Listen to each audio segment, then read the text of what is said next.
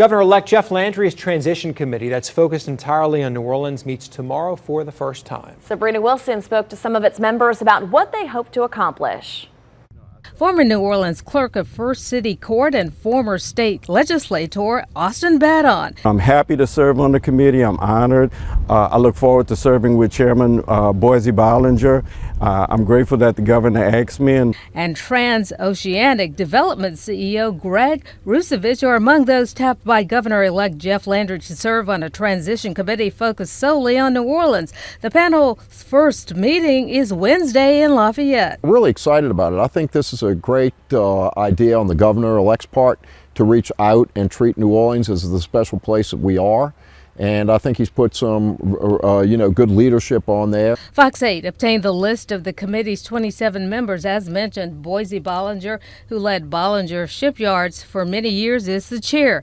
Other members of the New Orleans Focus Committee include G&O Inc. CEO Michael Hecht, former New Orleans DA Leon Canizero, State Senator Royce Duplessis, former state lawmaker Walt Leger, who now leads New Orleans and Company, Jefferson Parish Sheriff Joe Lapinto, and Rick Farrell, who helped fund the recall effort against Mayor Cantrell. During the campaign, Landry highlighted New Orleans crime problems. Badon endorsed Landry in the race. As New Orleans goes, so does the rest of Louisiana. And so it's not a bad thing. And, he might have campaigned on that, but when I first met him, we had a meeting and he asked me two questions. He asked me, how is New Orleans doing? And he specifically asked me, how is New Orleans East doing, my community? We have public safety challenges, tremendous crime challenge, obviously. We have infrastructure challenges. We have economic development challenges.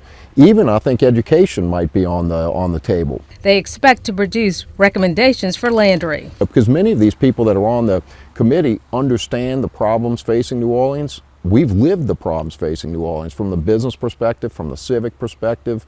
So we see it, so we know what the problems are. When we look at the Michoud facility, building the next generation spacecraft, what Delgado is doing with their nursing school, building up the Six Flags site, all of the other growth around. So I want to talk about the good things that we're doing and how we could enhance that. The list of the committee members doesn't show anyone from the NOPD or the New Orleans District Attorney's Office. I didn't see anybody from those different agencies. I don't think that's a negative upon them. I mean, you only have a certain number of seats. So you wanted to have a broad cross-section of people from the community. Now, Committee Chair Boise Bollinger called me just moments ago and said he is excited that the governor is focused on New Orleans and wanting to help, and has assembled a committee to focus on what we can do in the short term to help the city of New Orleans. G&O Inc.'s Michael Hecht tells me he's also excited about the New Orleans Transition Council because it demonstrates a recognition from the incoming administration of the special place New Orleans holds in the economy, culture, and brand of Louisiana.